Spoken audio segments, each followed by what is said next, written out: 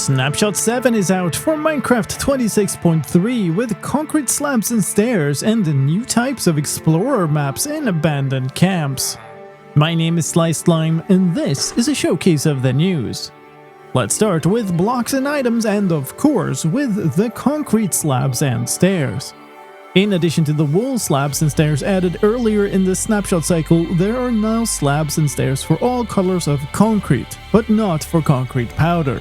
They can be crafted by the usual crafting recipe, but despite concrete being a very stone-like material, cannot be cut with a stone cutter. There are other follow-ups to new items in this version as well.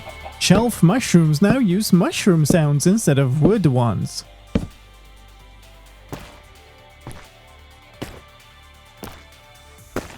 Cushions now place in a consistent direction when placed, and they now give off vibration when placed, broken, and interacted with.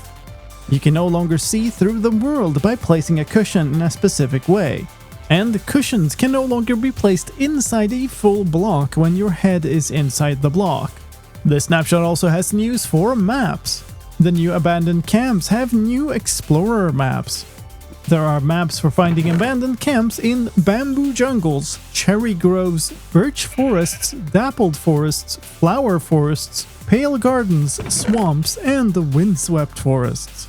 But in the rare hidden chests, you can also sometimes find maps to other structures: ancient cities, trial chambers, mine shafts, desert and jungle temples, warm ocean ruins, and the woodland mansions.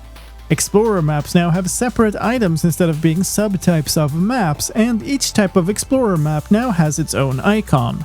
These types of maps cannot be obtained from the creative inventory. Maps and empty maps now also have new icons. There are also changes to the functionality. You can still clone these explorer maps in a cartography table, but you can no longer zoom them out, neither by crafting nor by using a cartography table. And this also applies to buried treasure maps.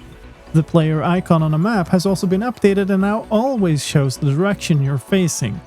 Shipwrecks and ocean ruins no longer sometimes generate with empty buried treasure maps. Other fixes for abandoned camps. Some variants in the swamps and wooded badlands had multiple cushions stacked inside each other. That is fixed in this version. And the underwater copper chests in some of the camps are now actually waterlogged.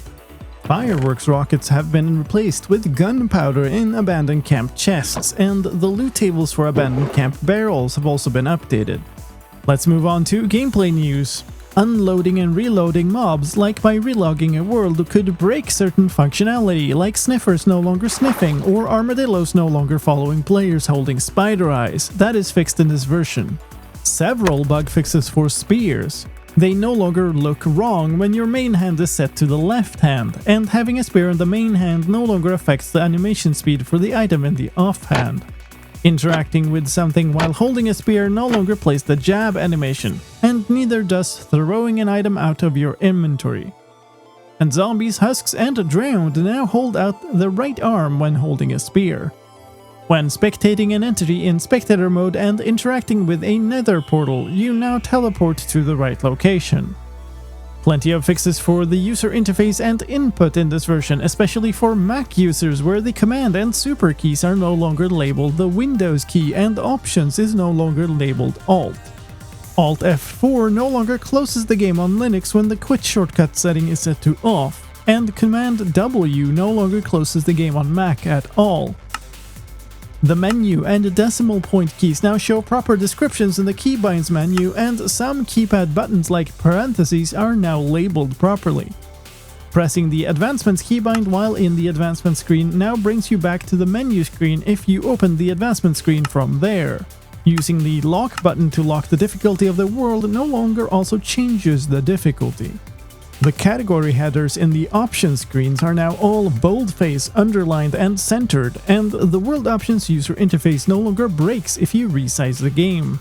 And this version comes with stability fixes, including for several crashes.